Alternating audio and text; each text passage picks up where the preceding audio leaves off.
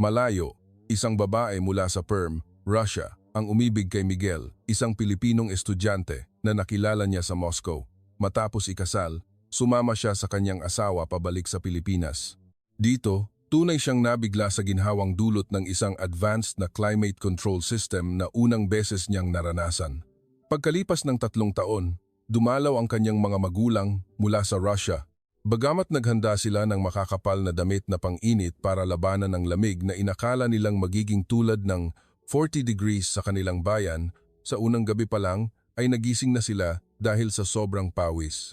Lumuluha ang kanyang ina na nagsabi, "Sa buong buhay ko, ngayon lang ako nakatulog ng ganito kaginhawa at kaaya-aya. Hindi ko malilimutan ang ginhawa ng Pilipinas." Dahil dito, nagpasya si Miguel na mag-install ng katulad na sistema para sa mga biyenan niya sa Perm.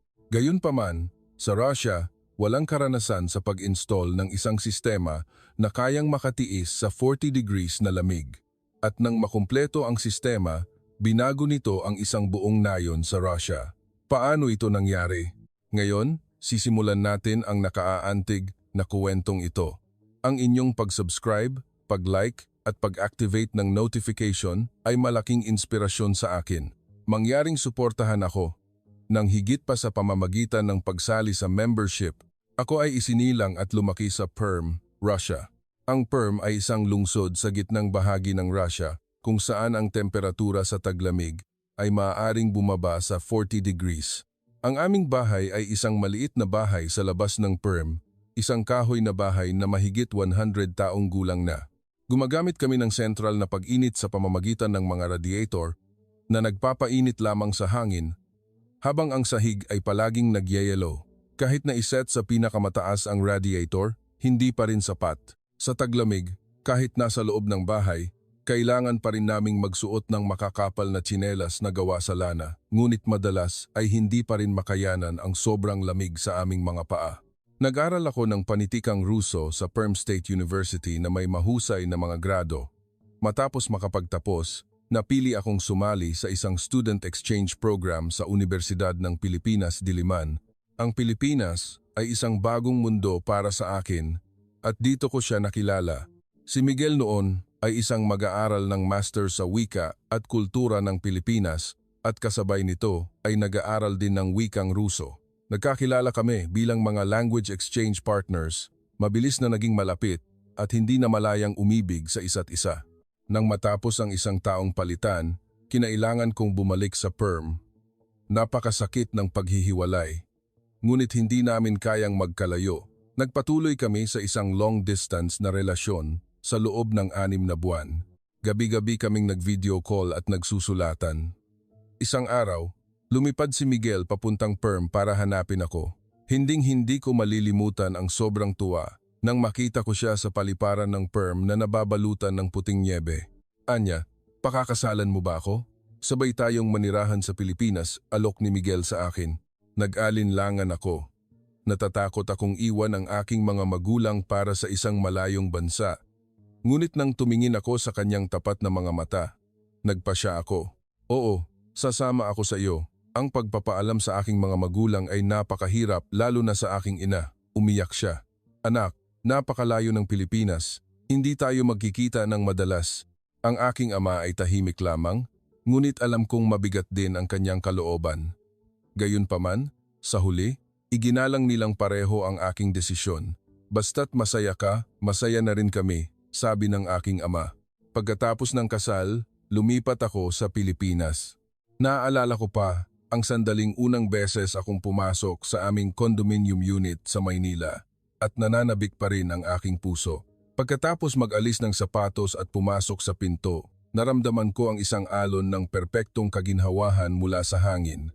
Ako ay lubos na namangha.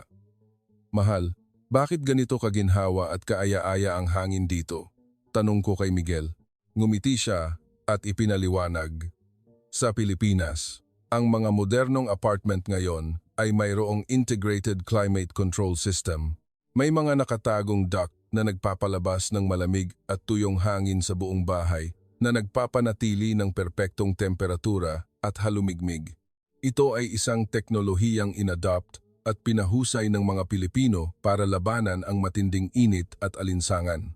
Hindi ako makapaniwala. Buong buhay ko akong nanirahan sa mga bahay na may tuyo at mainit na hangin sa loob, ngunit mayroon palang ganitong uri ng perpektong kaginhawahan. Sa unang gabi, nahiga ako sa kama at agad na nakatulog. Habang nakakumot, naramdaman ko ang banayad na lamig na bumabalot sa aking buong katawan, sa perm. Kailangan kong maglatag ng 3 makakapal na kumot at giniginaw pa rin ako, ngunit sa Pilipinas, isang manipis na kumot lang ay sapat na. Noong gabing iyon, naranasan ko ang pinakamasarap na tulog sa buong buhay ko. Hindi ko malilimutan ang kaligayahan ng magising ako sa umaga at maglakad ng nakayapak sa sahig. Sa perm, sa sandaling imulat ko ang aking mga mata, ang unang bagay na kailangan kong gawin ay hanapin ang aking makapal na tsinelas. Ang pagtapak sa nagyayelong sahig ay isang tunay na pagdurusa. Ngunit sa Pilipinas, malaya akong makapaglakad ng nakayapak sa buong bahay, tanging ang mga nakaranas lamang ang makakaalam kung gaano kalaking kalayaan iyon. Habang nasasanay ako sa buhay sa Pilipinas, lubos akong nahumaling sa climate control system. Kahit sa pinakamainit na araw, maaari akong magsuot ng maninipis na damit sa loob ng bahay, umupo sa sahig sa sala habang nanonood ng TV o nagbabasa ng libro ng napakakomportable. Ito ay isang bagay na hindi maiisip sa perm. Ngunit habang mas nagiging masaya ako, lalo kong naaalala ang aking mga magulang sa perm, lalo na sa taglamig. Ang isiping habang ako ay namumuhay ng komportable sa Pilipinas, ang aking mga magulang ay naglalakad sa nagyayelong sahig sa gitna ng matinding lamig sa perm ay sumasakit sa aking puso.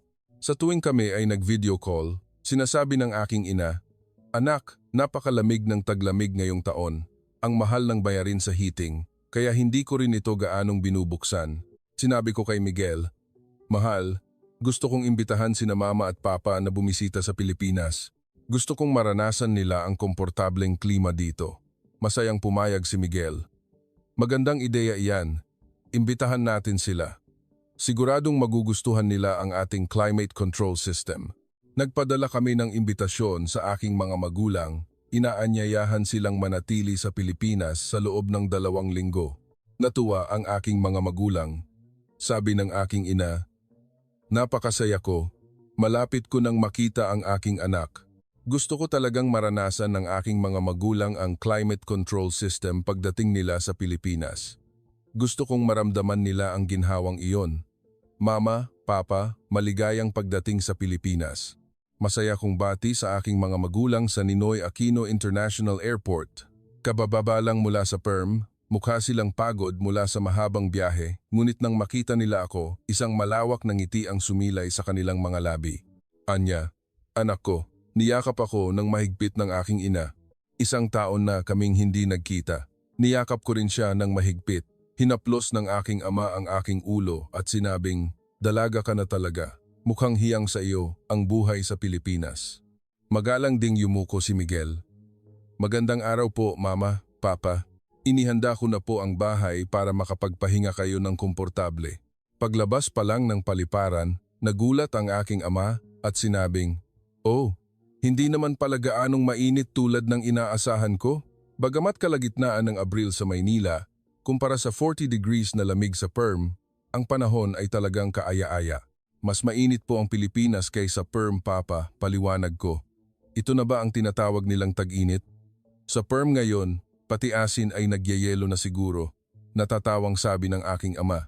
Habang pauwi, hindi tumigil ang aking mga magulang sa paghanga sa tanawin ng gabi sa Maynila. Ang daming matataas na gusali at ang liwanag ng mga ilaw, sabi ng aking ina. Ipinaliwanag ni Miguel, ang Maynila po ay isang malaking lungsod na may halos 12 milyong tao, buhay na buhay pa rin po kahit gabi. Nakarating kami sa aming condominium. Habang nasa elevator, sinabi ng aking ama, "Ang taas ng condominium, ang bahay natin sa probinsya ay 2 palapag lang." Sumagot si Miguel, "Opo, nasa 15th floor po kami. Napakaganda ng tanawin." Binuksan ang pinto ng aming unit. "Tuloy po kayo, Mama, Papa," sabi ko. Habang nag-aalis ng sapatos ang aking ina, bigla siyang natigilan. Nanlaki ang kanyang mga mata. Naku, ang ginhawa ng hangin. Bulalas ng aking ina.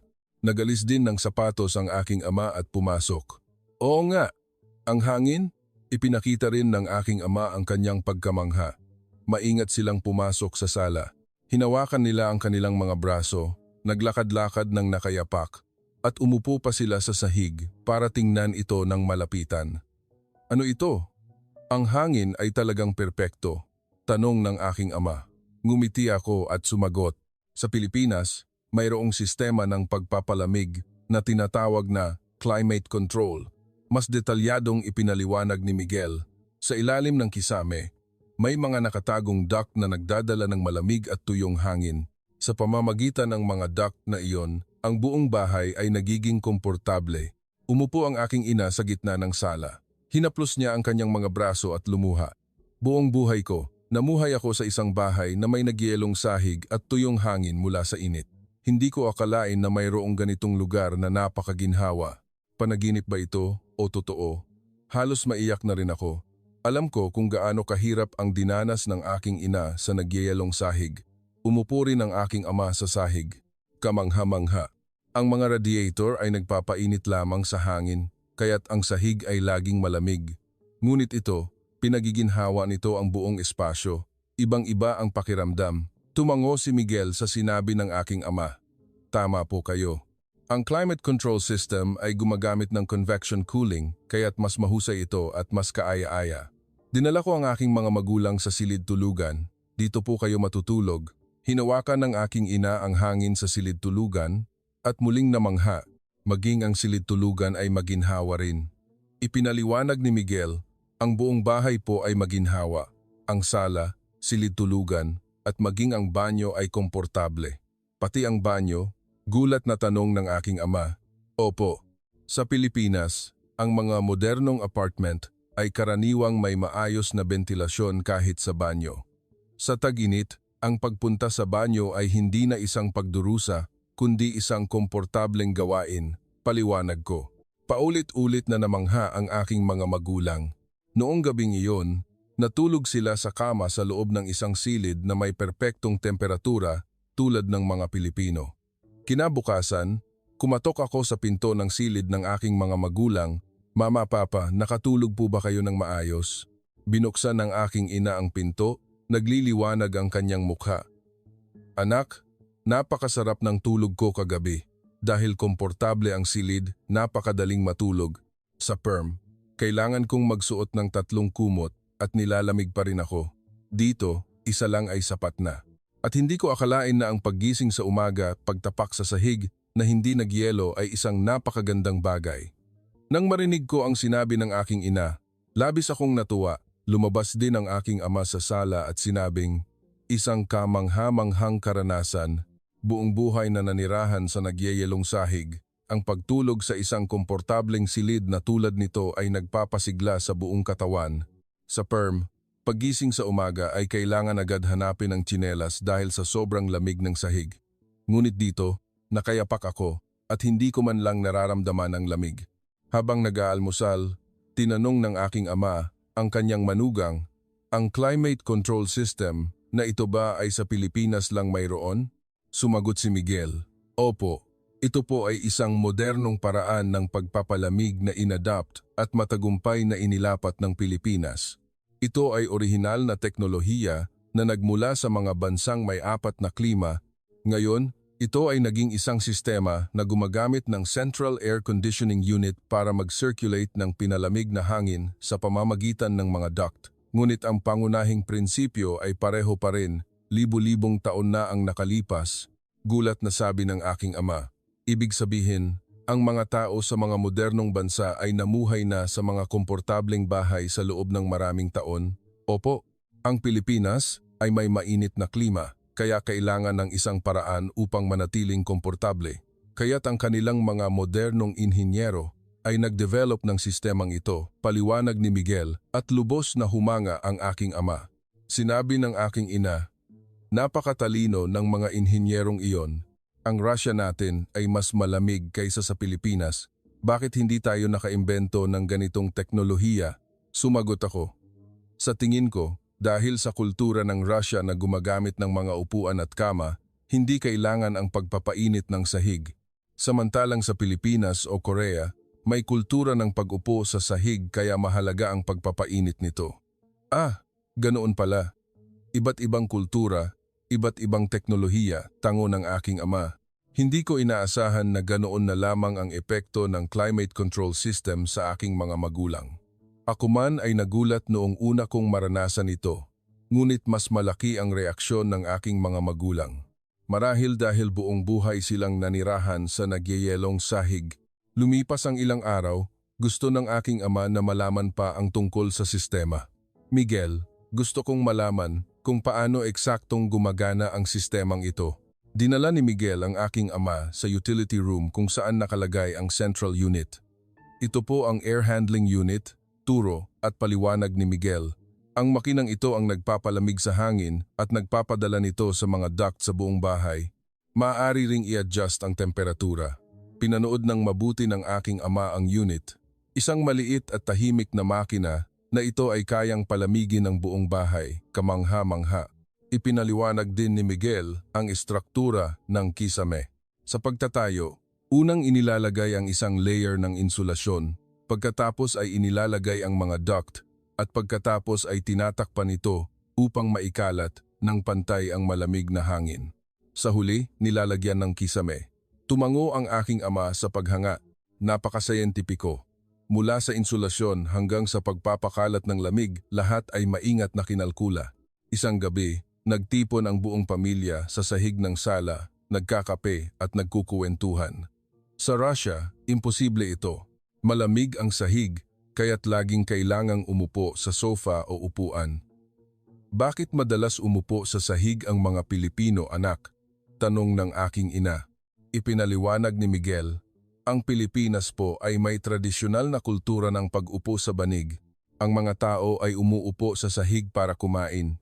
At kahit na matulog sa sahig, ang sofa at kama ay nagmula sa kulturang kanluranin, ngunit maraming Pilipino pa rin ang komportable kapag nakaupo sa sahig. Dahil sa kultura ng pag-upo sa sahig kaya umunlad ang teknolohiya ng pagpapainit ng sahig, naunawaan ng aking ama. Tama po kayo, ang kultura ay lumilikha ng teknolohiya, at ang teknolohiya naman ay nagpapaunlad sa kultura. Seryosong tumango ang aking ama sa paliwanag ni Miguel. Kinabukasan, dinala namin ang aking mga magulang sa palengke. Gusto kong ipakita sa kanila ang isang tradisyonal na palengke sa Pilipinas. Matapos maglibot, pumasok kami sa isang restaurant. Isa itong restaurant na may mababang mesa at upuan sa sahig. Dito po, uupo tayo sa sahig para kumain, paliwanag ko. Nang mag-alis sila ng sapatos at pumasok, nagulat ang aking ama, maginhawa rin dito.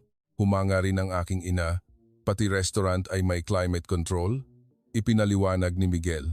Karamihan po sa mga tradisyonal na restaurant sa Pilipinas ay mayroon nito para komportable ang mga customer habang kumakain.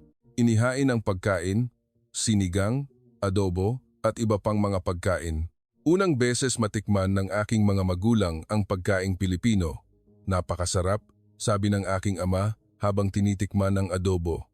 Masarap ang pagkain at maginhawa pa ang lugar, talagang komportable. Pag-alis namin, sinabi ng aking ina, "Anak, ang Pilipinas ay isang magandang lugar para manirahan. Hindi lang sa bahay, kundi pati sa mga restaurant ay komportable. Nararamdaman ko ang pag-aalaga sa mga tao."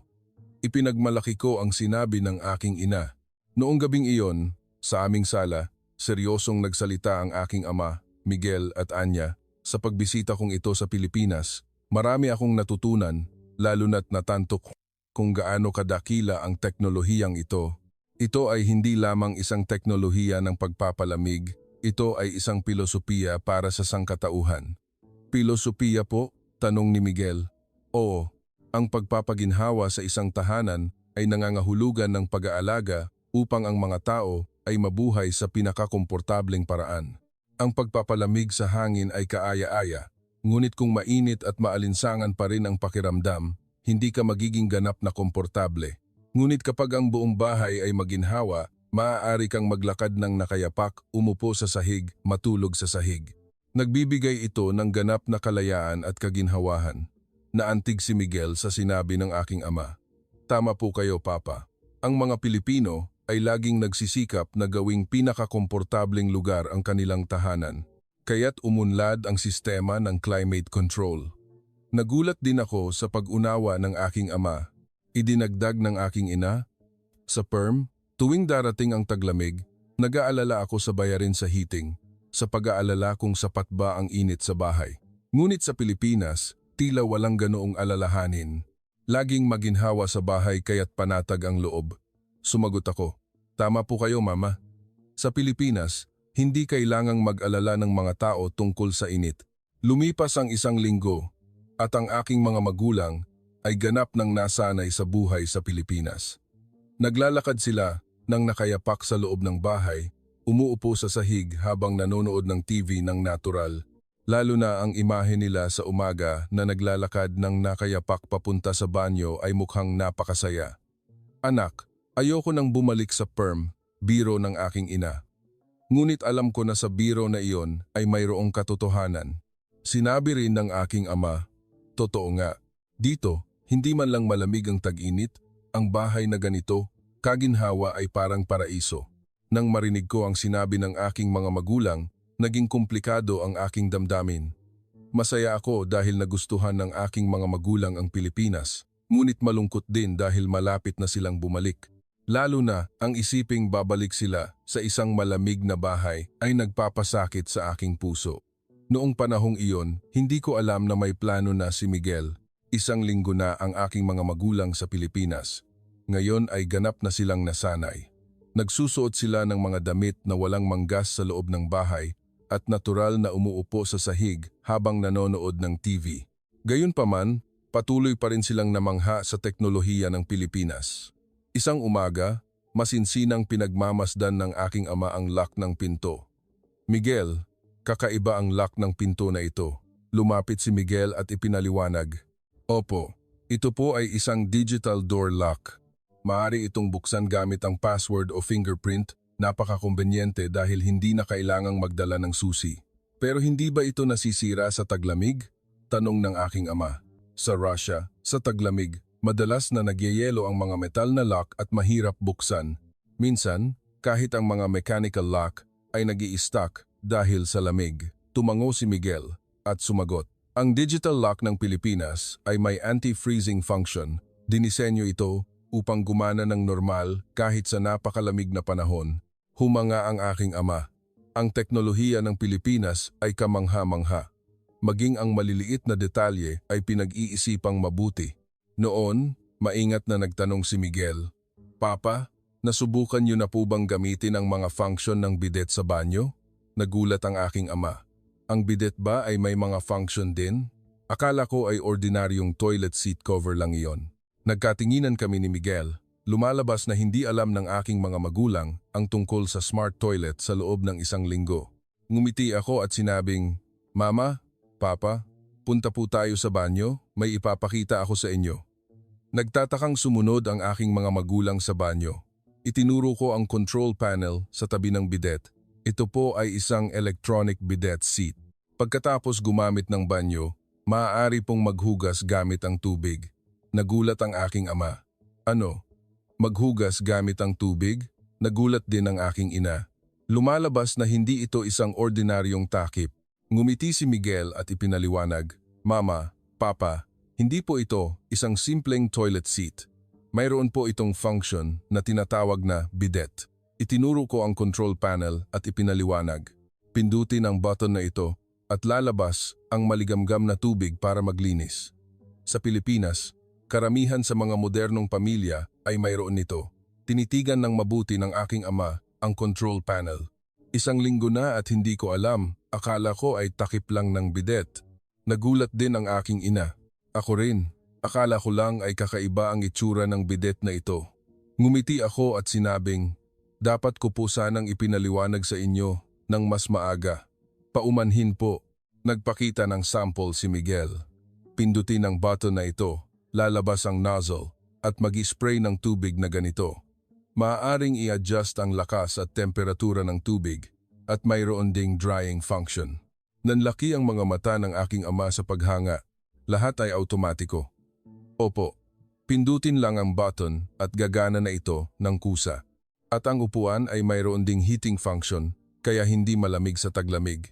Nang marinig ang paliwanag, nagtanong ang aking ina, "Mainit din ang upuan?" Tumango ako at sinabihan siyang hawakan ito. "Subukan niyo pong hawakan, Mama." Maingat na hinawakan ng aking ina ang upuan.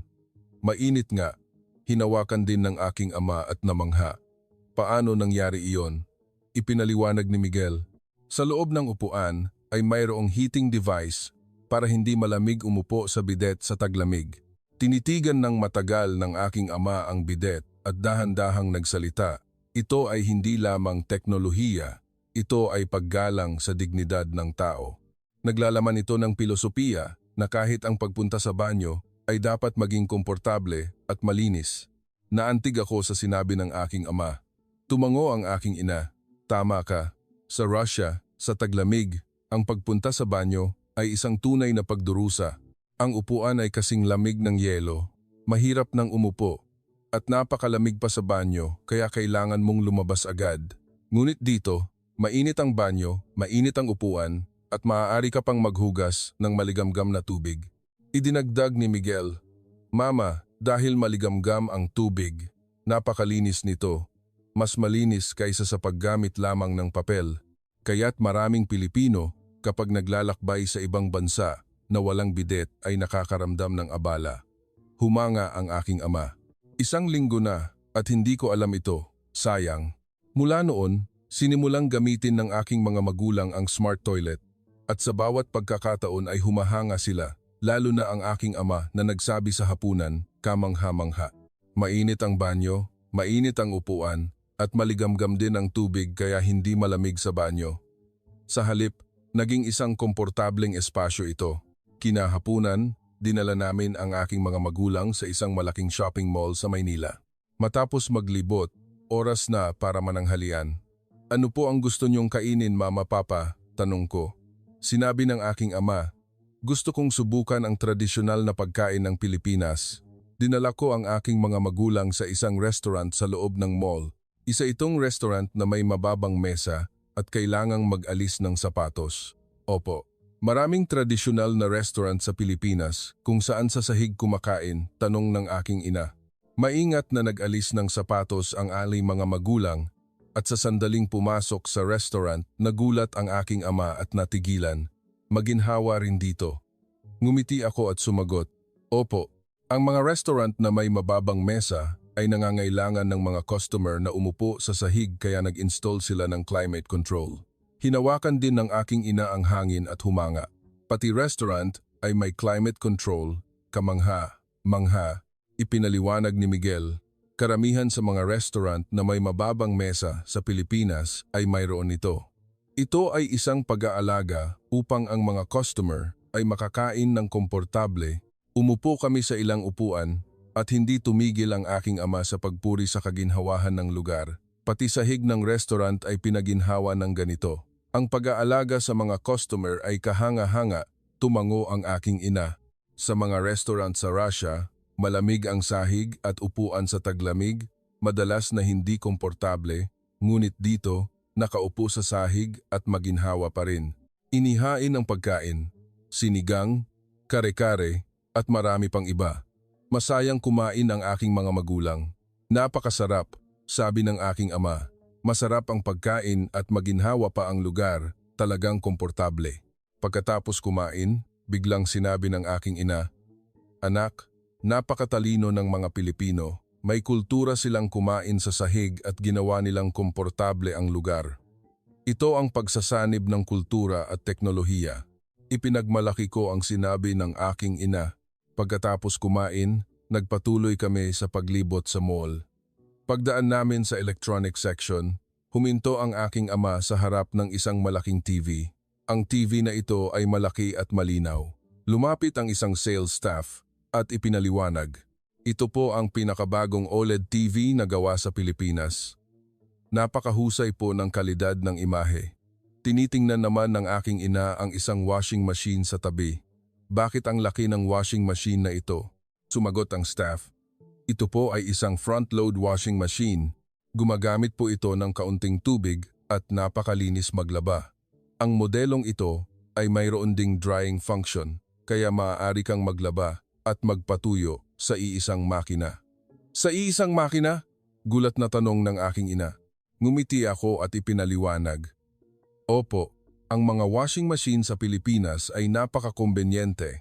Ilagay lang ang damit, pindutin ang button, at automatiko na itong gagawin lahat mula sa paglalaba hanggang sa pagpapatuyo. Humanga ang aking ina at hinawakan ang washing machine. Sa Russia, magkahiwalay ang washing machine at dryer, napakaabala. At kamakailan, ang mahal ng mga produktong Ruso, kung bibili ka naman ng galing China, madalas masira. Nag-aalangan ako, pero dito, isinama na lahat sa isang makina at mukhang maganda ang kalidad. Pagkatapos ng pamimili, pauwi na kami. Sinabi ng aking ama, ngayon, marami akong nakita. Muli kong naramdaman na ang antas ng teknolohiya ng Pilipinas ay kahanga-hanga. Mula sa climate control, smart toilet hanggang sa mga home appliances, lahat ay tila nilikha para sa mga tao. Sumang-ayon din ang aking ina, tama ka. Ang Pilipinas ay isang tunay na magandang lugar para manirahan. Isang linggo na ang nakalipas mula nang bumalik sa Russia ang aking mga magulang. Araw-araw akong tumatawag sa kanila sa video.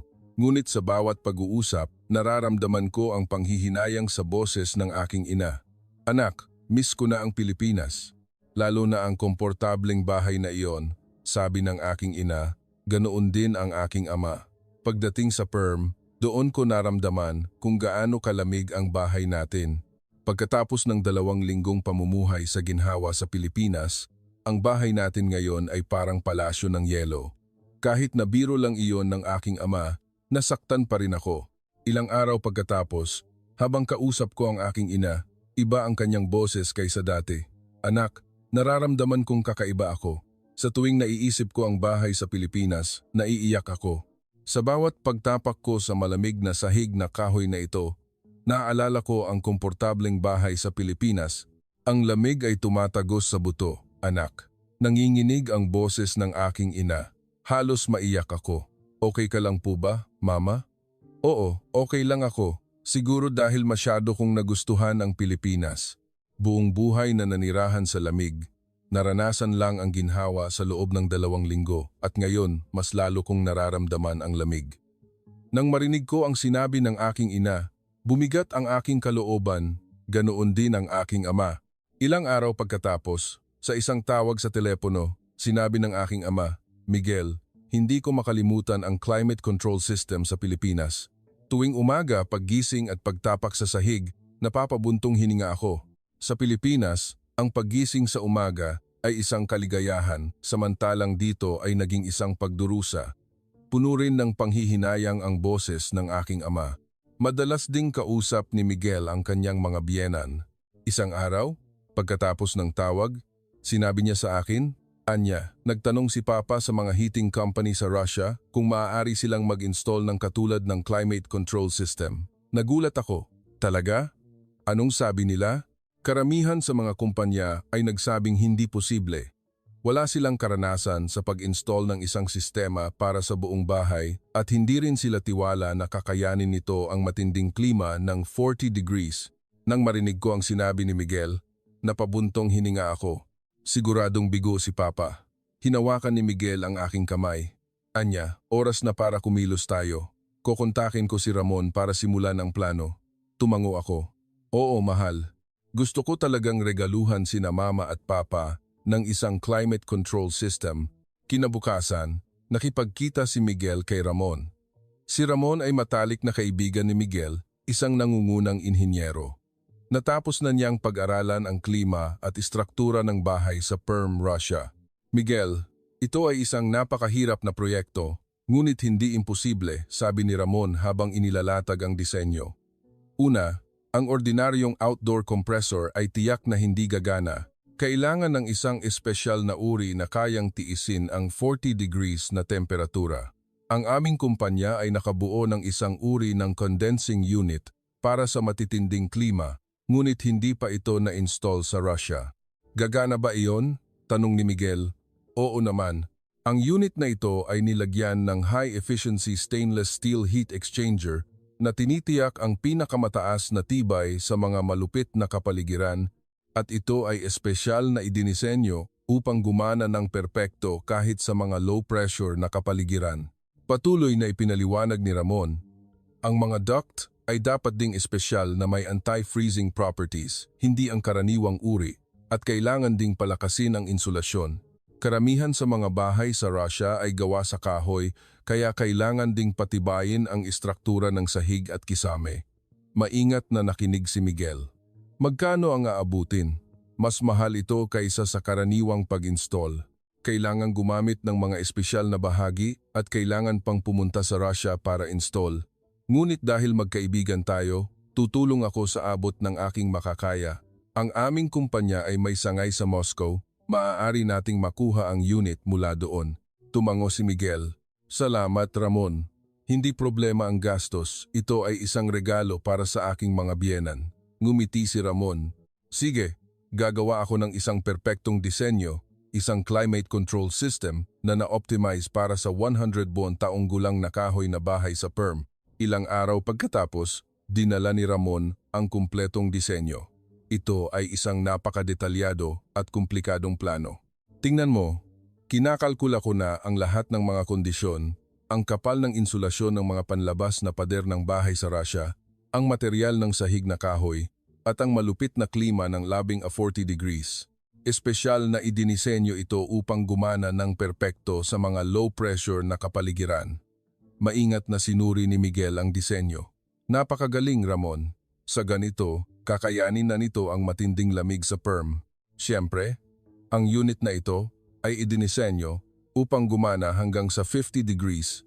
Ang 40 degrees sa Perm ay kayang-kaya nito. At ang espesyal na uri ng duct na ito ay tiyak na hindi magyayelo, dagdag ni Ramon. Nakipag-ugnayan na ako sa sangay sa Moscow. Maaari na nilang ihanda ang unit na ito. Kailangan lang itong i-transport mula Moscow papuntang Perm. Naghanap na rin ako ng kumpanya para sa pag-install. May isang lokal na direktor ng kumpanya na nagngangalang Alex na nagpakita ng malaking interes. Sinabi niyang labis siyang namangha. Nang makita ang disenyo, niyakap ni Miguel si Ramon. Maraming salamat kaibigan. Malaki ang utang na loob ko sa iyo. Ngumiti si Ramon. Ano ka ba? Magkaibigan tayo. Excited na rin ako. Ito ay magiging isang makasaysayang sandali kapag ang teknolohiya ng Pilipinas ay nagtagumpay laban sa matinding lamig ng Russia. Noong gabing iyon, umuwi si Miguel at ipinaliwanag ang lahat sa akin. Nang makita ko ang disenyo, naiyak ako. Mahal, posible ba talaga? Maaari ba nating install ang climate control para kina mama at papa? Oo, posible. Perpekto ang disenyo ni Ramon. Ngayon, kailangan na lang itong isagawa. Niyakap ko si Miguel. Salamat. Siguradong matutuwa sina mama at papa. Hinaplos ni Miguel ang aking ulo at sinabing, gusto ko lang na hindi na sila magdusa sa lamig. Gusto kong mamuhay sila ng komportable tulad sa Pilipinas. Gayunpaman, nagpasya kaming huwag munang sabihin ang planong ito sa aking mga magulang. Gusto naming bigyan sila ng sorpresa. Sabi ni Miguel, kapag tapos na, papauwiin natin sila at ipapakita sa kanila ang bahay na naging komportable na. Isang linggo pagkatapos, nag-leave si Miguel sa trabaho. 2 linggo siyang nag-leave at nag-book ng flight papuntang Russia. Mag-isa muna siyang pupunta sa Perm para maghanda. Kailangan niyang kunin ang unit at mga bahagi mula sa Moscow at makipagkita sa lokal na kumpanya ng pag-install. Nag-alala ako, mahihirapan ka kung mag-isa ka lang. Huwag kang mag-alala, inihanda na ni Ramon ang lahat. May disenyo, may contact information ng sangay sa Moscow. Nakipag-ugnayan na rin ako sa direktor ng kumpanya na si Alex. Huwag kang mag-alala. Gabi bago umalis si Miguel, nag-usap kami ng matagal. Anya, kung magtatagumpay ang proyektong ito, hindi lang ang iyong mga magulang kundi marami pang ibang Ruso ang makikinabang sa climate control system. Ito ay isang patunay na kayang talunin ng teknolohiya ng Pilipinas ang matinding lamig ng Russia. Tumango ako. Tama ka. At ito rin ay isang pagkakataon upang ipakita sa mga Ruso ang kahusayan ng teknolohiya ng Pilipinas. Ngumiti si Miguel. Tama. Para patunayan na ang climate control ng Pilipinas ang numero 1 sa mundo. Kinabukasan, Hinatid ko si Miguel sa paliparan. Mag-ingat ka, huwag kang magpapagod. Oo, huwag kang mag-alala, mabilis lang akong babalik. Niyakap ako ni Miguel at sinabi, habang tinitingnan ko ang kanyang anyo na papasok sa departure area, nagdasal ako naway maging maayos ang lahat. Nang dumating si Miguel sa perm, nakatanggap ako ng video call. Anya, ligtas akong nakarating. Nasa isang hotel ako ngayon sa lungsod ng perm. Nakahinga ako ng maluwag. Salamat sa Diyos, hindi alam ni na mama at papa, tama? Oo, hindi pa nila alam. Bukas, makikipagkita ako kay Alex para ipakita sa kanya ang disenyo at mag-usap kami. Kinabukasan, pumunta si Miguel sa coffee shop para makipagkita kay Alex. Ang taglamig sa perm ay talagang malupit. Sa 35 degrees na lamig, nanginginig na naglakad si Miguel. Pagpasok sa coffee shop, isang mainit na hangin ang sumalubong sa kanya. Ngunit ang sistema ng pag-init ng Russia ay iba sa Pilipinas, ang hangin ay mainit at tuyo lamang. Nandoon na si Alex. Siya ay isang lalaki na nasa edad 40, matipuno ang pangangatawan. Ikaw ba si Miguel? Ikinagagalak kong makilala ka. Inilahad ni Alex ang kanyang kamay at kinamayan din siya ni Miguel. Opo, hello po. Salamat po sa pagpunta. Umupo silang dalawa. Kinuha ni Miguel ang disenyo ni Ramon mula sa kanyang bag. Ito po ang disenyo ng climate control system na sinasabi ko. Kinuha ito ni Alex at sinimulang suriin ng mabuti. Ang kanyang dating walang emosyong mukha ay unti-unting napalitan ng pagkamangha. Hindi ka pani-paniwala, bulong ni Alex. Mag-install ng mga duct sa buong bahay para magpalamig? Tumango si Miguel. Opo, tama po. Ito ay isang modernong paraan ng pagpapalamig na pinahusay namin sa Pilipinas. Sinuri ni Alex ang bawat detalye sa plano. Ang outdoor unit na ito ay espesyal na ginawa na optimize para sa mga low-pressure na kapaligiran at kayang gumana sa 50 degrees na temperatura. Kamangha-mangha. Pati ang mga anti-freezing duct, ang pinalakas na insulasyon, lahat ay idinisenyo upang umangkop sa malupit na klima ng perm. Dagdag na paliwanag ni Miguel, ang kaibigan ko ay isang veteranong inhinyero sa larangang ito. Sinuri niya ang lahat ng datos ng klima at istruktura ng kahoy na bahay sa perm upang likhain ang disenyong ito. Ito ay isang kombinasyon ng matibay na istruktura ng insulasyon ng Russia at ng teknolohiya ng climate control ng Pilipinas. Hindi tumigil sa paghanga si Alex. Mahigit 30 taon na ako sa industriya ng konstruksyon sa perm. Ngunit hindi pa ako nakakita ng isang henyong disenyo na tulad nito. Kami sa Russia ay gumagamit lamang ng mga radiator na isang paraan ng pagpapainit sa hangin. Ngunit ito, pinagiginhawa nito ang buong espasyo, tiyak na mas epektibo. Tama po kayo, sagot ni Miguel. Ang mga radiator ay nagpapainit lamang sa hangin kaya ito ay tuyo at malamig pa rin ang sahig. Ngunit ang climate control ay nagbibigay ng ginhawa mula ulo hanggang paa na nagpapaginhawa sa buong katawan. Ang aking mga biyenan, nang bumisita sila sa Pilipinas, naranasan nila ito at labis na naantig. Tumango si Alex. Naiintindihan ko. Ang mga taga-perm ay buong buhay na namuhay sa lamig. Kahit sa loob ng bahay ay kailangang magsuot ng makakapal na damit. Ngunit kung magtatagumpay ang sistemang ito, magbabago ang buhay ng mga taga-perm. Kumislap sa pananabik ang kanyang boses. Kaya niyo po bang install ito? Maingat na tanong ni Miguel. Muling sinuri ni Alex ang disenyo. Maaaring maging komplikado ngunit kung susundin ng tama ang planong ito ay ganap na posible. Lalo na sa espesyal na outdoor unit at mga anti-freezing duct na ito, kahit 40 degrees ay hindi magiging problema. Nakahinga ng maluwag si Miguel. Kung ganoon, kailan po tayo maaaring magsimula? Sumagot si Alex. Basta't mayroon na ang unit at mga bahagi, maaari na tayong magsimula agad dahil ito ay isang kahoy na bahay, kailangan nating mag-ingat sa pag-alis ng sahig at kisame. At ang pag-install ng mga duct ay dapat maging tumpak, aabutin ito ng mga 2 linggo. Sapat na po ang 2 linggo, sabi ni Miguel. Pupunta po ako sa Moscow para personal na i-transport ang unit. Nakipag-ugnayan na po ako sa sangay ng Philippine HVAC Company sa Moscow. Nagulat si Alex. Ang Philippine HVAC Company ay may sangay sa Russia? Opo, sa Moscow po ay may isang sangay. At ang kaibigan ko po ay nagtatrabaho sa kumpanyang iyon kaya inihanda na niya ang lahat. Ang espesyal na unit para sa malupit na klima ay handa na rin. Ang paliwanag ni Miguel ay lalong nagpahanga kay Alex.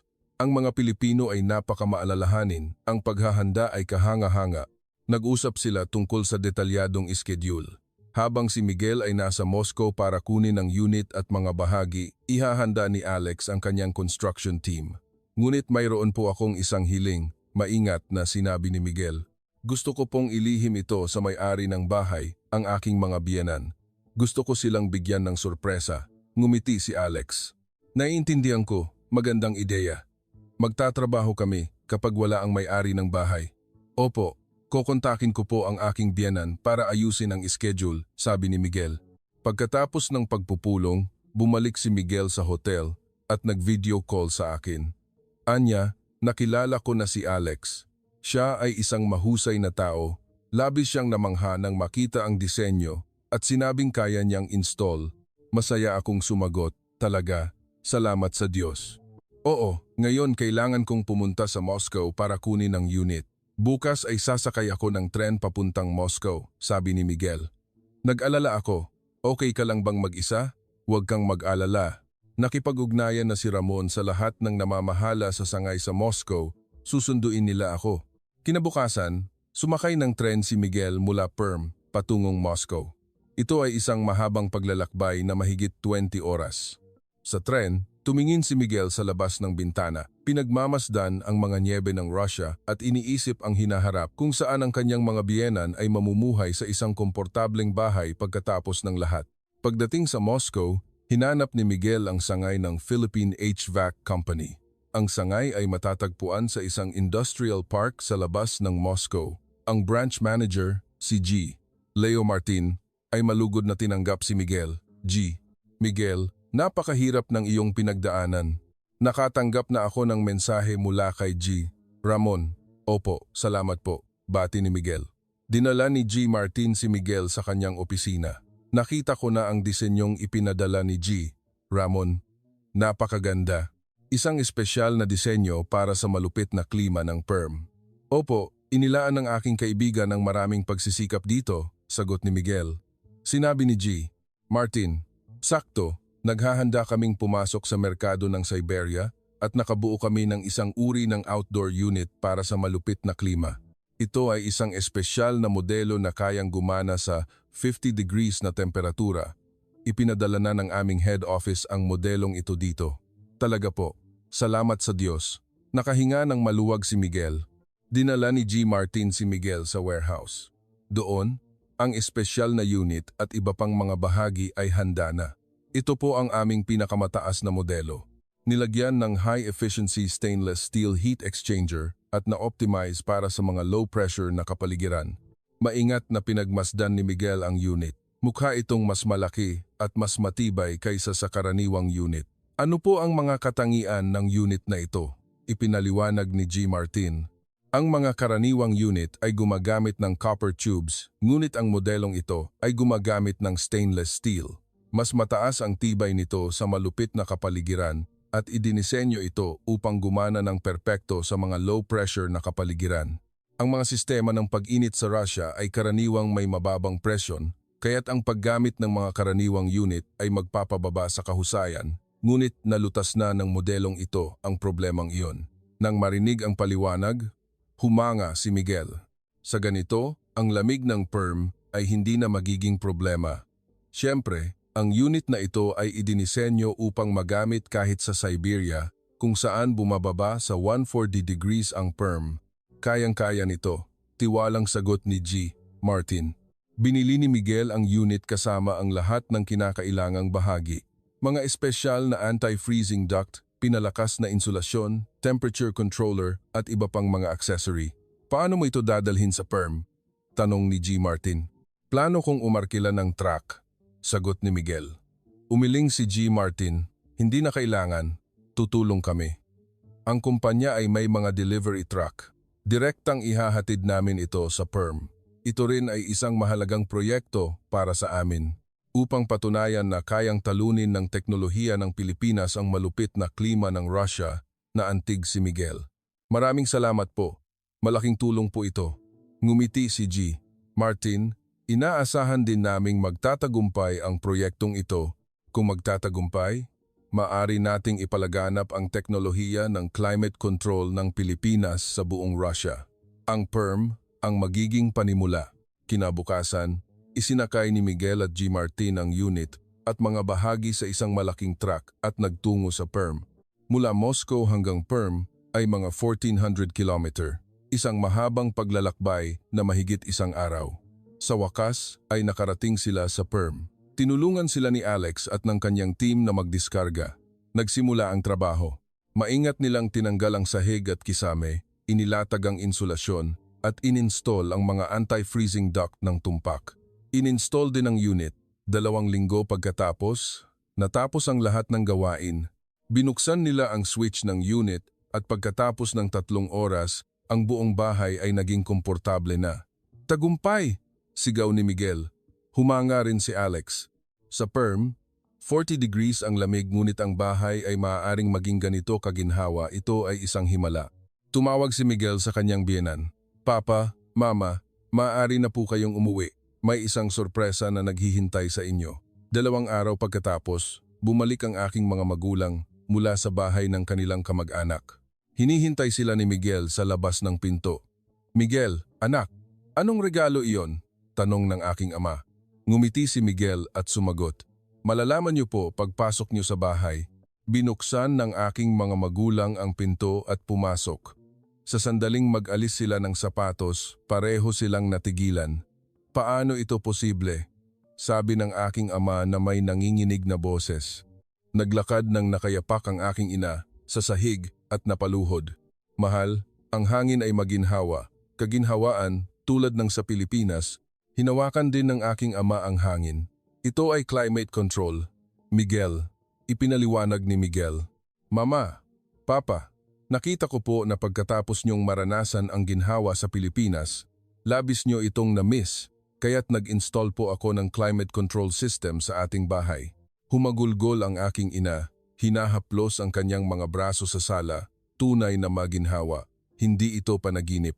Mahal, ang bahay natin ay talagang komportable na. Namula rin ang mga mata ng aking ama.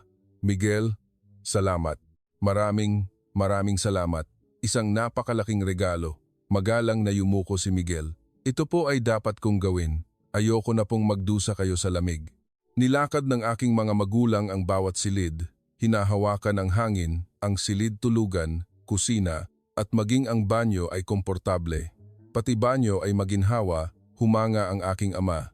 Humiga ang aking ina sa sahig ng sala at sinabing, buong buhay ko, pinangarap ko ang isang bahay na tulad nito, isang bahay na may komportableng hangin.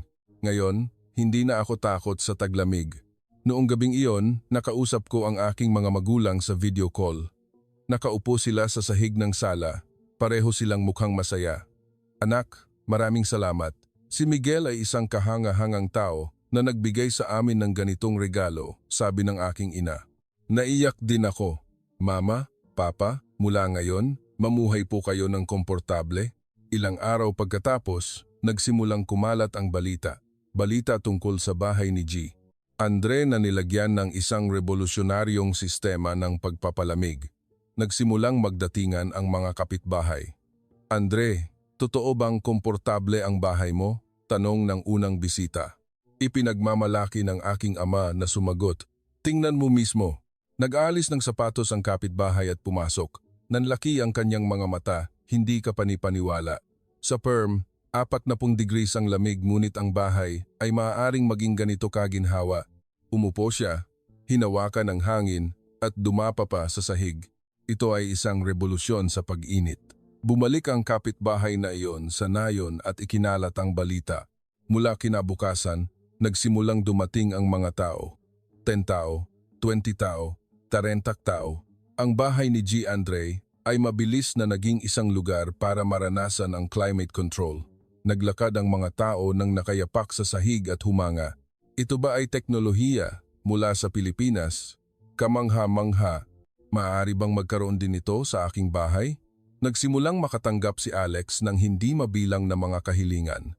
Ang mga may numero ng telepono ni Miguel ay nakipag-ugnayan din. Maaari mo bang install ang climate control sa aking bahay? Magkano ang gastos? Nakipag-ugnayan si Miguel kay Ramon. Ramon, malaking bagay ito.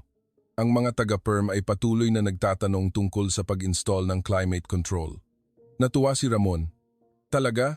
Napakaganda. Ibabalita ko sa sangay sa Moscow. Malapit nang magbukas ang merkado ng Russia. Labis ding nasabik si Gilio Martin. Kailangan kong i-report ito sa head office. Simula sa perm, maaari nating ipalaganap ang climate control ng Pilipinas sa buong Russia. CG.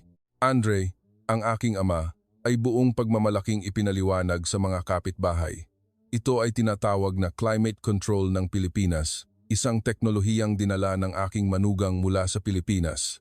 May mga duct na nagdadala ng malamig na hangin sa buong bahay, kaya't ang buong bahay ay maginhawa, walang tigil sa paghanga ang mga tao. Isang gabi, nagdaos ng isang maliit na pagtitipon ang bahay ni G. Andre, inaanyayahan ang mga taga na yon. Mahigit 20 kapitbahay ang dumating. Lahat ay nakaupo sa sahig, nararamdaman ng ginhawa at nagkukuwentuhan, 100 taong namuhay sa lamig.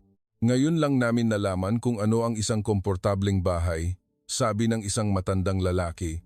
Ang teknolohiya ng Pilipinas ay kahanga-hanga, nagawa nila ang hindi natin nagawa, dagdag ng isa pang kapitbahay.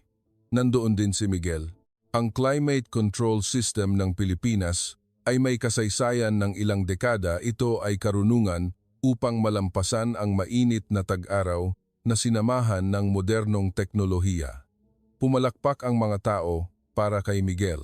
Nagtanong ang kapitbahay na si Ivan, Miguel, maaari bang mag-install din sa aking bahay? Magkano ang gastos? Sumagot si Miguel, posible po. Ang sangay sa Moscow ng Philippine HVAC Company ay maaaring tumulong. Ang gastos ay depende sa laki at istruktura ng bahay, ngunit ito ay sa isang antas na kayang-kayang bayaran ng mga Ruso. Noong gabing iyon, 15 pamilya ang nag-sign up para sa pag-install ng climate control. Isang revolusyon sa pagpapalamig ang nagsimula sa isang maliit na nayon sa perm. Nagpadala si Gilio Martin ng isang agarang ulat sa head office. Sumabog ang reaksyon sa perm, kailangan ng mas maraming unit at suporta ng mga tauhan. Agad na tumugon ang head office sa Pilipinas. Gumawa si Ramon ng karagdagang mga disenyo at nagpadala ng isang team ng mga inhinyero sa Moscow. Ang malupit na merkado ng Russia ay nagsimula nang magbukas, ang perm, ang panimula. Sinabi ng aking ama kay Miguel, Miguel, hindi mo lang binago ang aming pamilya, kundi binago mo rin ang perm. Ngayon, ang mga taga-perm ay hindi na matatakot sa taglamig. Mapagkumbabang sumagot si Miguel, ang bahay po ni na mama at papa ay naging isang magandang halimbawa.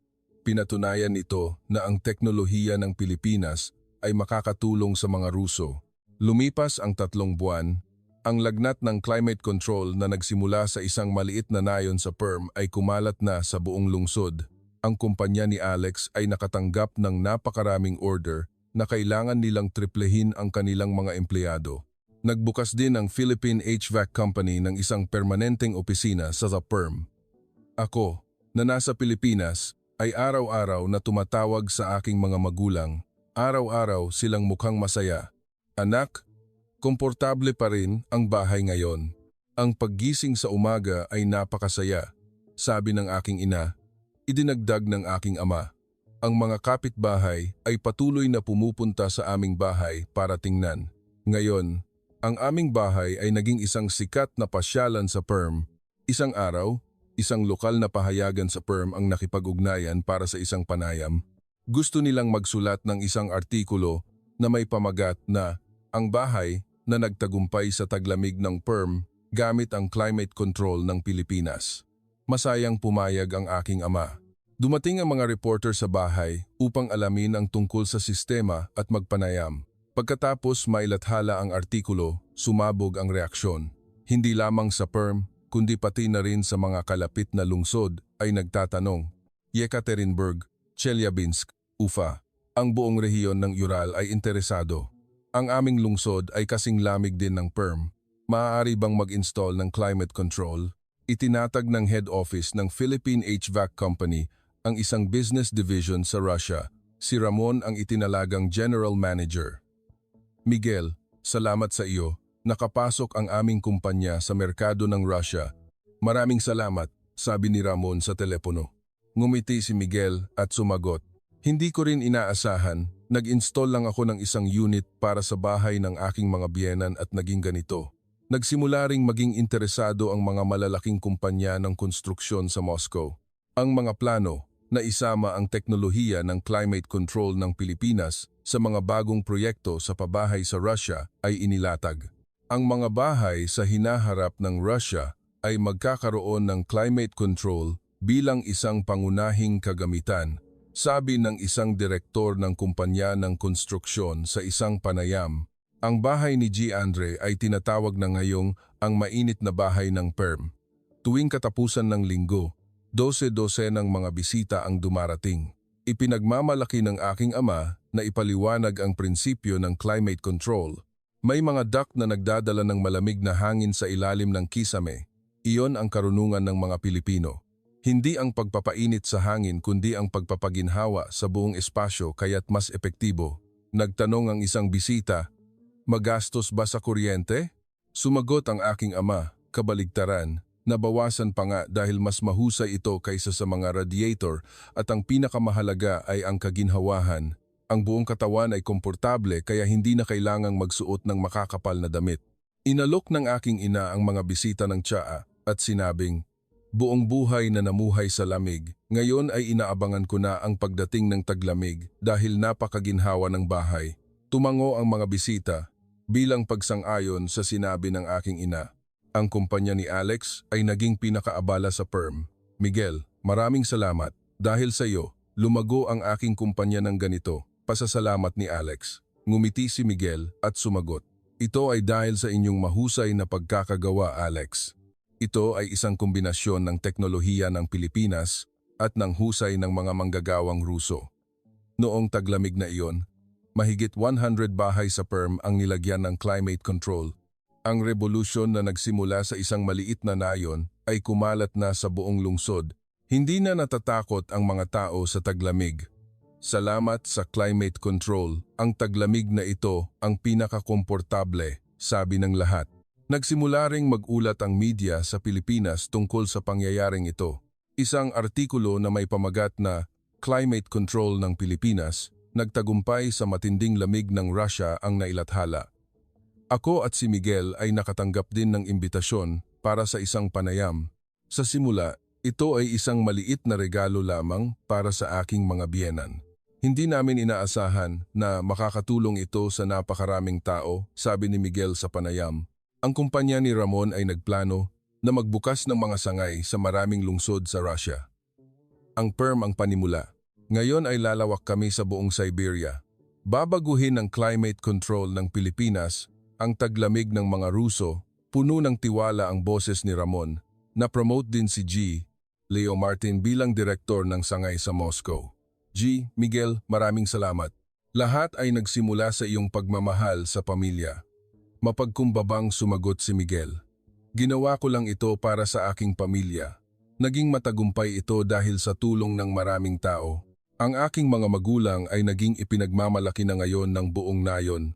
Nakapunta ka na ba sa bahay ni Andre? Ang komportableng bahay na iyon ay isang himala. Ganito ang bati ng mga tao sa aking mga magulang. Ipinagmamalaki ng aking ama ang kanyang manugang na Pilipino. Ang aking manugang ang nagdala ng teknolohiyang ito mula sa Pilipinas. Ang Pilipinas ay isang kahanga-hangang bansa. Lumipas ang isang taon. Sa isang malamig na gabi ng taglamig, isang maliit na hapunan ang idinaos sa bahay ng aking mga magulang, tanging pamilya at ilang malalapit na kapitbahay lamang. Nagtipon ang lahat sa komportableng sahig ng sala, umiinom ng tsaa at nagkukuwentuhan. Noong nakaraang taon sa ganitong oras, lahat tayo ay nakasuot ng ilang patong na makakapal na damit, ngunit ngayon ay komportable na tayong nakaupo ng ganito, sabi ng kapitbahay na si Ivan, na ang bahay ay nilagyan din ng climate control noong nakaraang tag-araw. Ngumiti ang aking ama. Totoo nga, buong buhay na namuhay sa lamig, ngayon ang bahay natin ay parang paraiso. Nagbuhos ng mainit na tsaa ang aking ina at sinabing, lahat ay dahil sa aking manugang. Sa simula, gusto lang niyang paginhawahin ang aming bahay, ngunit ngayon ang buong nayon ay nagbago. Tumango ang lahat, may nagbiro. Andre, Siguro dapat nating gawing bayani ng nayon ang iyong manugang. Ngumiti ang aking ama ngunit seryosong nagsalita. Ang pagiging bayani ay hindi isang malaking bagay. Ang pagmamahal sa pamilya, iyon ang lumikha ng lahat. Nagsimula lamang si Miguel sa pagnanais na mamuhay kami ng komportable. Nakita ko ang eksenang iyon sa video call at naiyak ako. Umupo si Miguel sa tabi ko at sinabing, "Anya, nagawa natin." Ang pag-ibig ay tumawid sa mga hangganan, tumawid kahit sa teknolohiya. Ngayon, mararamdaman na rin ng mga Ruso ang ginhawa ng Pilipinas. Tumango ako. Oo mahal, ang climate control ng Pilipinas ang numero 1 sa mundo. Noong gabing iyon, bumabagsak ang niyebe sa kalangitan ng PERM.